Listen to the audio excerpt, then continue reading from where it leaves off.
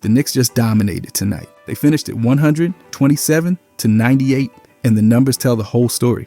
After a tight first quarter that ended 38-30, they completely separated by halftime with a 77-57 lead. That first half alone was one of their highest scoring halves of the season, and it showed in every category that matters. They shot 61% from the field in the first half and 59% from three, knocking down 13 of 22 from deep. That's elite efficiency. Overall, they kept the pressure on by moving the ball, handing out 20 assists on 28 made shots before the break. The ball wasn't sticking, and the results were obvious on the scoreboard. Turnovers were another huge difference. They committed just one in the opening quarter, while forcing 5. By halftime, they had forced 9 total turnovers, which turned into 14 points going the other way. That's clean basketball on one side and chaos on the other. Milwaukee didn't record a single steal in the first half, while New York was active across the board. Inside, they doubled Milwaukee in paint scoring in the first half, 24-12 early on. They also controlled the interior 12-2 in the opening quarter. That physical edge added up quickly. Add in 18 fast break points in the first half, and it's clear they weren't just scoring. They were doing it in every possible way. Individually, Jalen Brunson set the tone with 22 points in the first quarter alone, finishing the half with 25 to lead all scorers at that point. He ended with 27 points on 11 of 17 shooting and 4 of 6 from 3. That efficiency jumps off the page. OG delivered 24 points, going 5 of 7 from 3 and adding 2 steals. Bridges added 10 points, 2 steals, and 2 blocks, while Karl Anthony Towns posted 17 points and 13 rebounds for a double-double. At halftime, Milwaukee was shooting 54% from the field, which normally keeps a team competitive, but the gap in turnovers, transition points, and paint scoring made that percentage feel empty. Miles Turner had 18 by the half and finished with 19 points and 4 rebounds. Ryan Rollins added 13. Still, the margin kept widening. In the third quarter, Anunoby poured in 15 points, including 3 triples to open the half. Even when Milwaukee trimmed a 24-point deficit down to 15, the response was immediate on the stat sheet.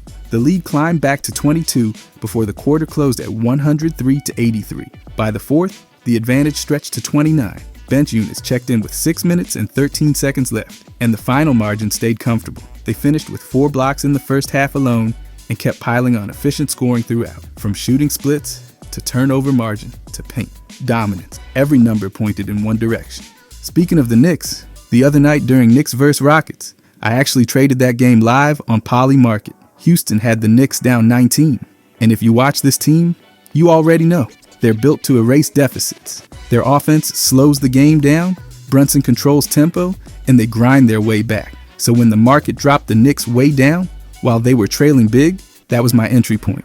I bought the Knicks right in the middle of that run, when everyone else was reacting to the scoreboard. Then the comeback started. Possession by possession, the Knicks chipped away, and once Brunson stepped into that moment and tied the game, the market instantly corrected. And instead of sitting there sweating the final outcome, I sold, locked in profit, right there at the tie game. That single move cleared me over 376%. That's the difference here. On a sports book, you need the Knicks to actually win. Here, I just needed the market to move. Poly Market lets you trade momentum, runs, adjustments, actual basketball knowledge in real time. You're not stuck hoping. You're capitalized. If you want to trade the game instead of just bet the result, check the link in my description and join the Poly Market waitlist. But the thing that's obvious, it's how much better the Knicks are when Brunson plays great. The numbers make it obvious. When Jalen Brunson plays at a high level, the Knicks flat out win more. They sit at 38-22 overall, third in the Eastern Conference with a plus 5.5 net rating. But the split based on his scoring tells the real story. In the 46 games where he scores 25 or more points, they're 32-19. That's a 62.7% win rate. In the 8 games where he scores below 25, they're 5-3. The volume matters, and so does the consistency. Push that threshold to 30 points and it tightens even more. In 26 games with 30 or more, they're 18-8 with 69.2% clip. When he's under 30, they're 19-14, which drops to 57.6%. The offense jumps to a 121.8 offensive rating in those 30-point games. When he's under that mark, the efficiency slides. Go a little deeper. His season average is 26.7 points per game.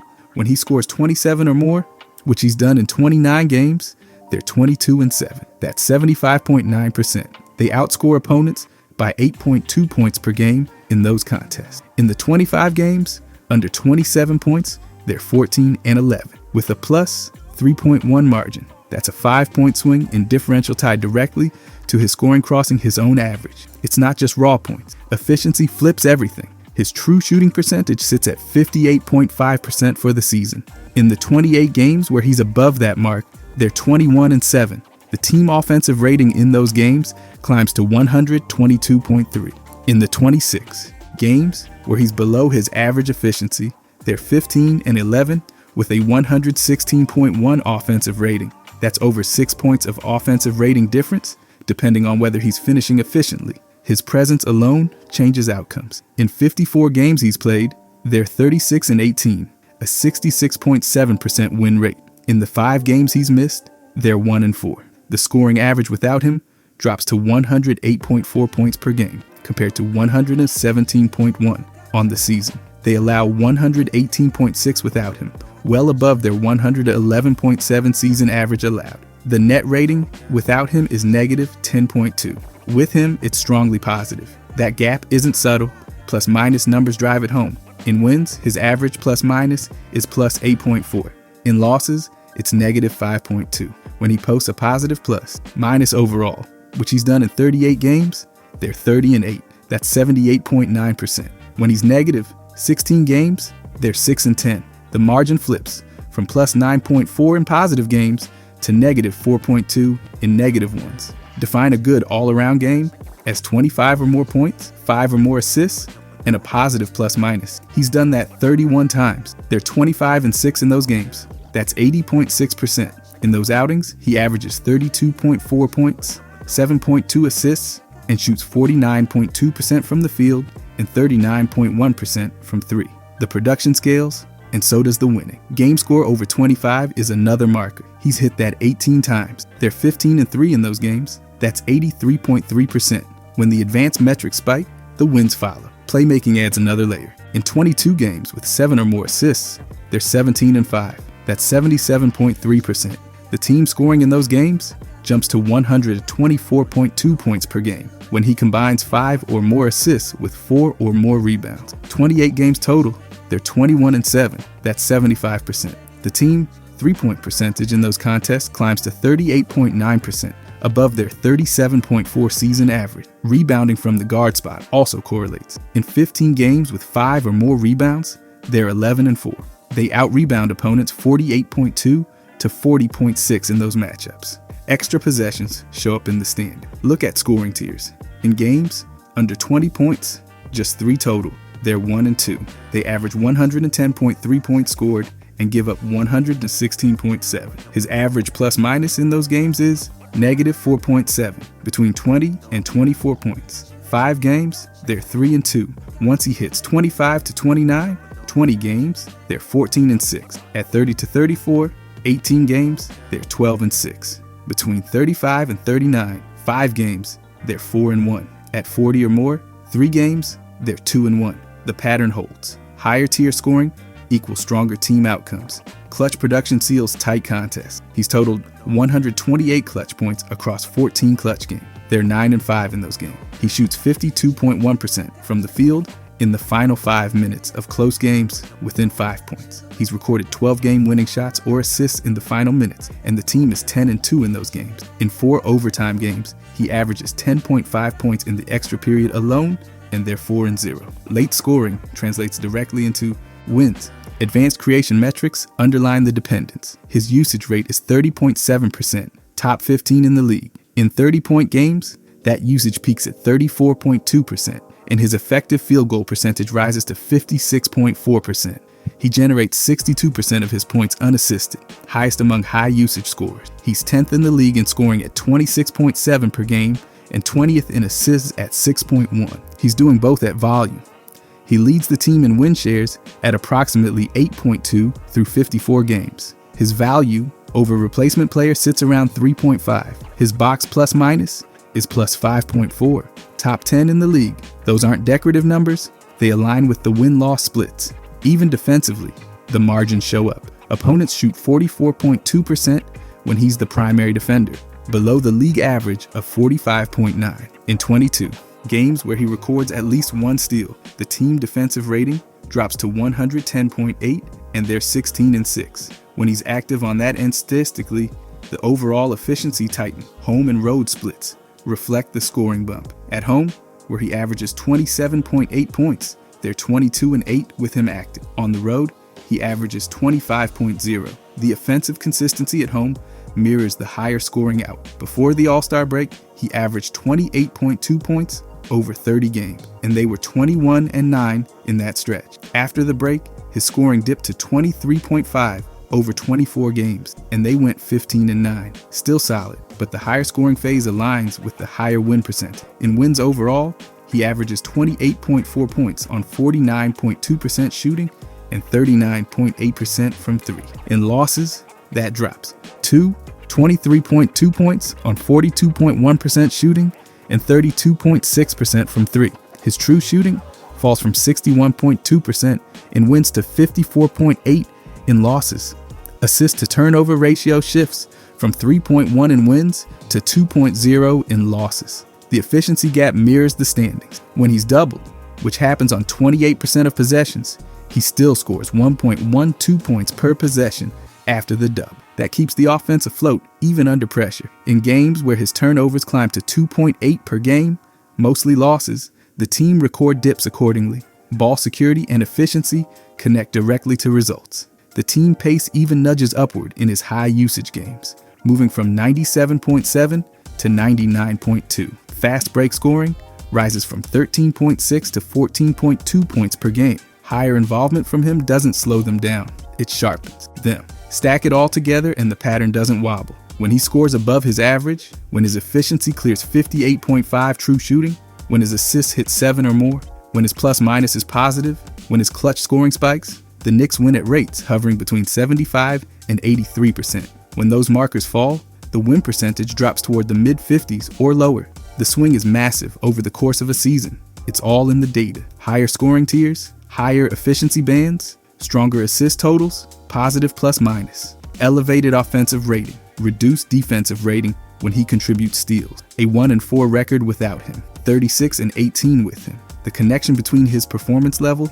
and the Knicks' success isn't subtle. It's statistical, repeatable, and stamped across every split that matters. And then we can do the same for OG. When OG scores at least 15 points, they're 22-7. That's a 759 win percentage. When he scores below 15, they're 9-7. That drops to 563.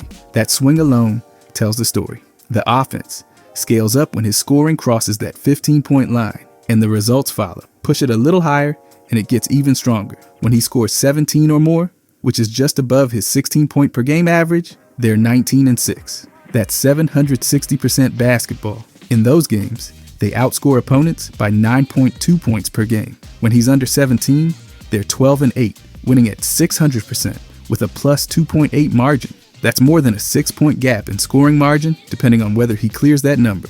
That's not subtle, that's structural. The team is 38-22 overall. With him on the floor this season, they're 31-14. That's 689%. Without him, they're 6-8, 429%. The net rating with him available sits at plus 6.4. Without him, it flips to minus 0.8. The offense drops from 117.1 points per game overall to 112.4 in the games he misses. Points allowed rise from 111.7 to 114.6. That's a swing of over 7 points in net rating just based on availability. His plus-minus splits are even louder. In wins, he averages plus 9.2. In losses, minus 4.8. In games where his plus-minus is positive, which has happened 32 times, they're 28-4. That's 875%. When his plus-minus is negative, 13 games, they're 3-10, 231%. The margin in those positive games is plus 10.6. In the negative ones, minus 5.4. That's dominance tied directly to his on-court impact. Break it down by scoring tiers, and the pattern keeps repeating. When he scores 25 or more 7 games, they're 6-1, 85.7%. The team averages 125.4 points in those games and allows 110.1. His average plus minus in that range is plus 12.3, and his true shooting percentage is 64.8%. That's elite efficiency paired with elite results. In the 20 to 24 point range, 12 games, they're 9-3, 75%. They score 121.2 and allow 112.5. His true shooting in that bucket is 61.2%, still well above his season mark of 58.7%. Even in the 15 to 19 point range, 10 games, they're 7-3, 70%. They allow just 111.3 points per game there. Once his scoring dips to 10 to 14 points, 9 games, they're 5-4, 55.6%. Under 10 points, 7 games, 4-3, 57.1%. The team scoring average drops to 110.5 in those sub-10 games, and they allow 115.8. The efficiency drops with the volume. Now add defense to it. When he records at least 2 steals, 27 games, they're 20-7, 741%. Opponents commit 16.4 turnovers per game in those contests, compared to 14.2 on the season. The team defensive rating in those high steal games falls to 110.8. The overall defensive rating is 113.8. That's a 3-point improvement just from that activity spike. When he has at least 1 block, 22 games, they're 16-6, 727%. Opponents shoot 44.2% from the field in those games. His individual opponent field goal percentage defended on the season is 45.9%, which is among the top figures for forwards. League average sits at 46.2%, so he's consistently shaving efficiency. Look at rebounding thresholds. In 18 games with 6 or more rebounds, they're 14-4, 778%. They out-rebound opponents 48.6 to 41.2 in those matchups. His assist average climbs to 2.8 in that subset, above his season 2.3. More rebounds, more ball movement, more wins. Efficiency splits are just as sharp. In wins, he averages 17.5 points on 52.1% shooting from the field and 42.3% from 3. His true shooting jumps to 62.1%. In losses, 13.6 points on 38.9% from the field and 25.8% from 3. True shooting drops to 53.8%. That's nearly a 9-point gap in true shooting between wins and losses. Steals and blocks combined sit at 2.8 in wins, 1.9 in losses. Production rises, efficiency rises, winning rises when his true shooting percentage is above his season average of 58.7%. 25 games, they're 20-5, 800%. The team offensive rating in those games is 122.3. When he's below that efficiency line, 20 games, they're 11-9. Offensive rating falls to 116.1. That's more than 6 points per 100 possessions, depending on his efficiency. His usage rate is 20%, a career high. In games where he scores 20 or more, that usage climbs to 22.4%, and his effective field goal percentage rises to 56.4%. His isolation efficiency produces 1.12 points per possession, ranking among the top 15 forwards. 22% of their transition points involve him finishing or creating. When his steals climb, pace climbs too, from 97.7 to 99.1. Fast break scoring jumps from 13.6 to 15.2 points per game. Defensive activity fuels offensive pace. Advanced metrics back it up. He leads the team's forwards in win shares at 5.9 and posts a value over replacement player of 1.1. Defensive win shares alone sit at 2.1, ranking among the top 10 in the league.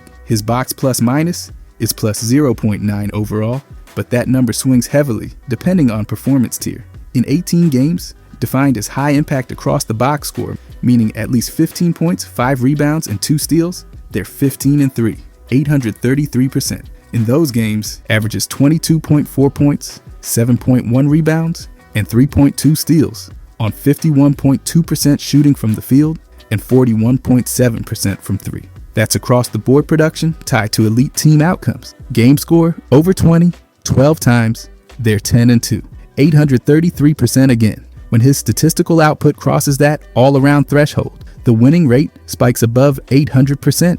That's not coincidence. That's correlation backed by volume. Clutch metrics show a similar pattern. He's recorded 8 clutch steals or blocks in the final 5 minutes of close games. They're 7-3 in those contests.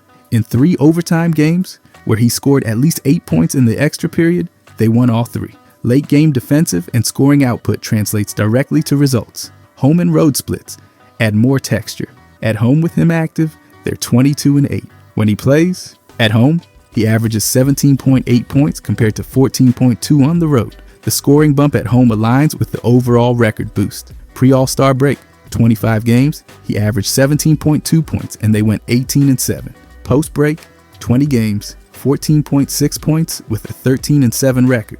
Even with the dip, they're still winning at 650% in that latter stretch, but the higher scoring phase aligned with a higher win rate. Against top offenses, he averages 17.2 points and 2.1 steals with a 5-3 record. Against specific opponents like Cleveland, 3 games, 18.3 points average, 2-1 record. Against Boston, 3 games, 15 points and 2.3 steals, 2-1 record. The production doesn't just inflate against weaker competition, it holds against elite teams. The raw totals underline durability when available. 700, 21 points, 239 rebounds, 102 assists, 77 steals, 34 blocks. He ranks 13th in combined steals and blocks at 2.46 per game.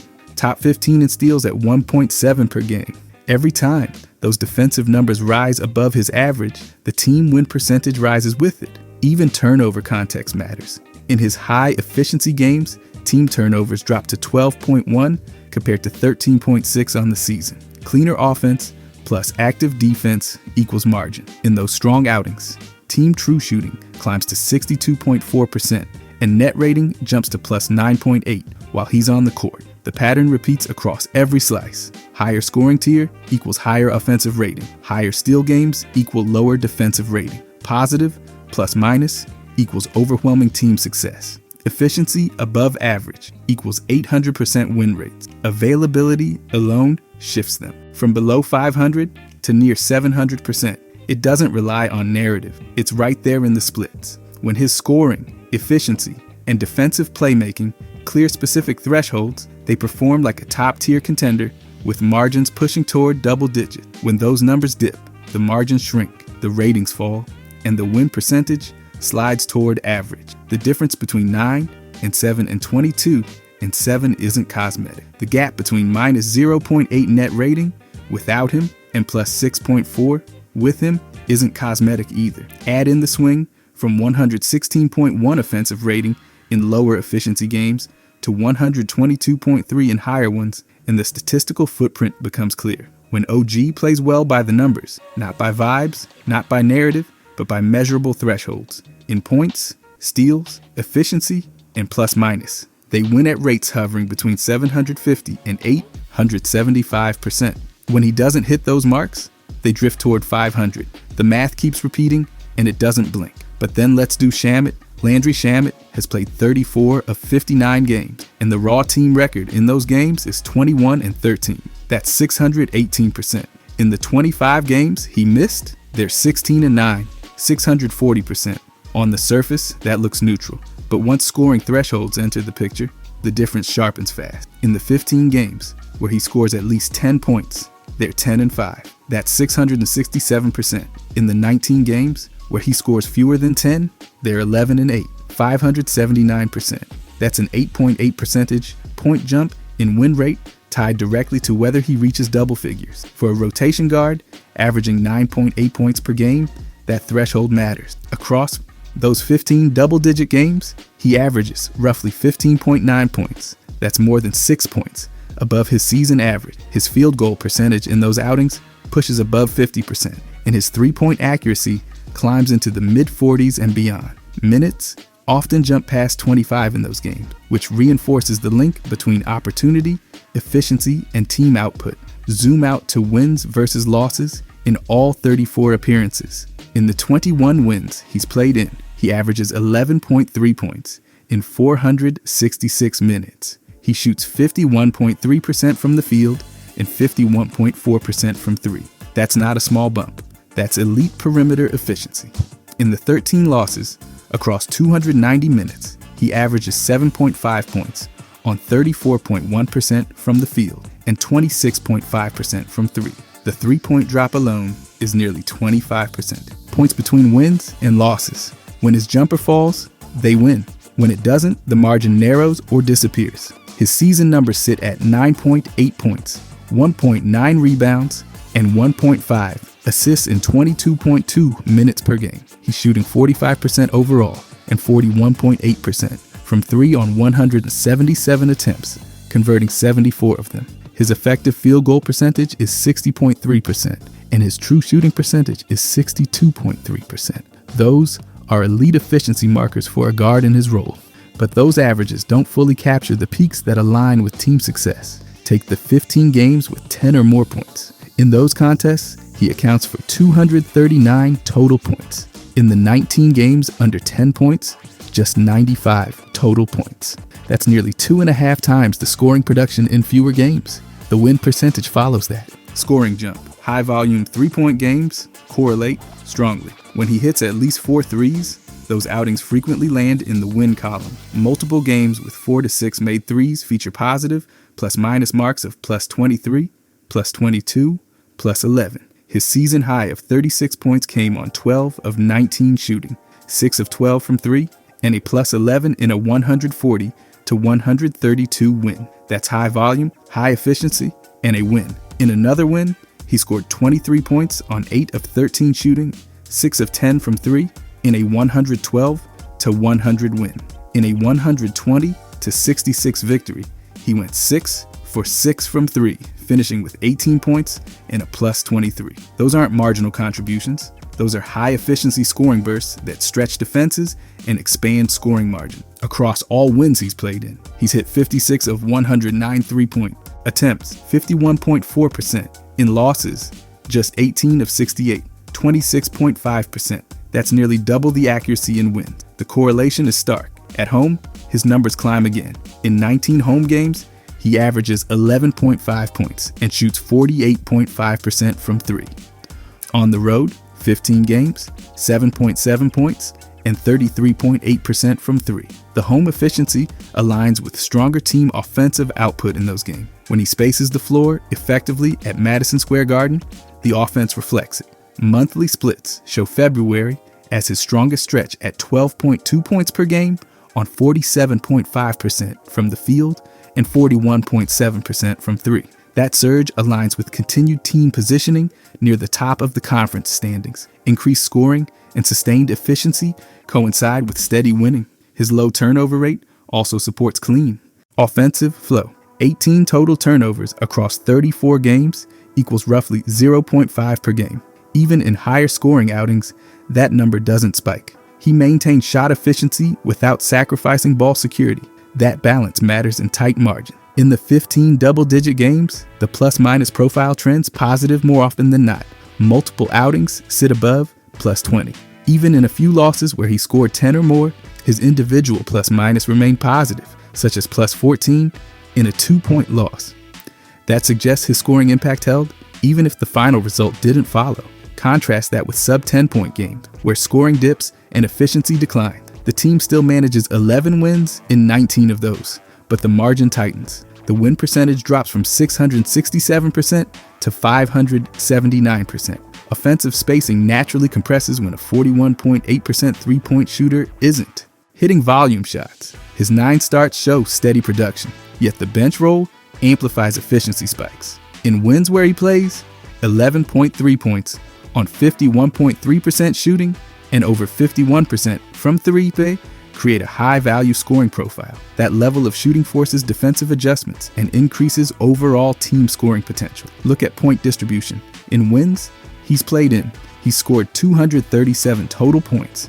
In losses, 97. That's more than double the output in victories. The pattern is consistent with the shooting splits. When he clears 15 points, the likelihood of a double-digit team victory increases. Several of his highest scoring games ended with margins exceeding 10 points. The combination of volume 3-point shooting and efficient finishing inflates offensive rating in those contests. Even in overtime settings, he's delivered double-digit scoring in games that reached extra minutes, including 17 points in a 137 to 134 overtime loss. The efficiency held, though the final result didn't. The data shows production stability under extended minutes. His 3-point total of 74 makes ranks among the top 20 qualifiers given his minutes. The 41.8% accuracy, combined with 60.3% effective field goal rate, places him in elite efficiency territory for a perimeter specialist. But the split between wins and losses is the headline. 51.4% from 3 in wins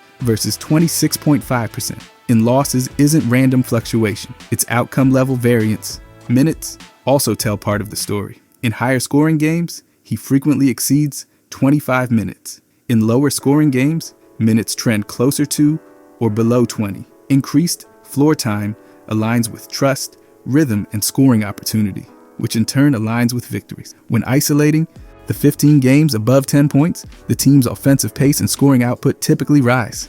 In several of those games, total team points exceeded 120. In the 36-point explosion game alone, the team scored 140. In the perfect 6 for 6 from 3 outing, they scored 120. His shooting doesn't just add incremental points, it stretches totals upward.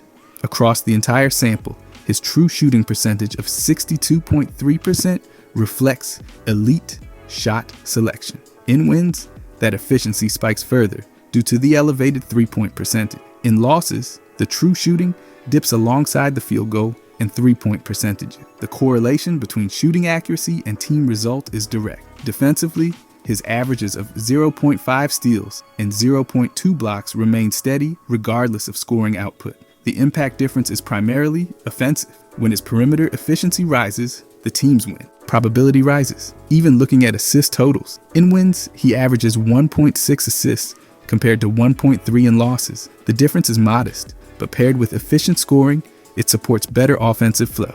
In total, the numbers repeat the same theme. 10 and 5 when he scores 10 or more. 11 and 8 when he doesn't. 51.3% field goal and 51.4% from 3 in wins. 34.1 and 26.5 in losses. 36 points in a high-scoring win. 23 in another. 18 on perfect shooting in a blowout. Multiple games with 4 or more made threes lining up with double-digit victory margins. His season averages paint the outline. The segmented splits fill in the detail. When Landry Shamet produces efficient double-digit scoring with high-volume 3-point accuracy, they win at a significantly higher rate. When that scoring dips and the 3-point percentage falls into the 20s, the win rate drops nearly 9 percentage points. The link between his shooting efficiency and team success isn't abstract. It's embedded in every split.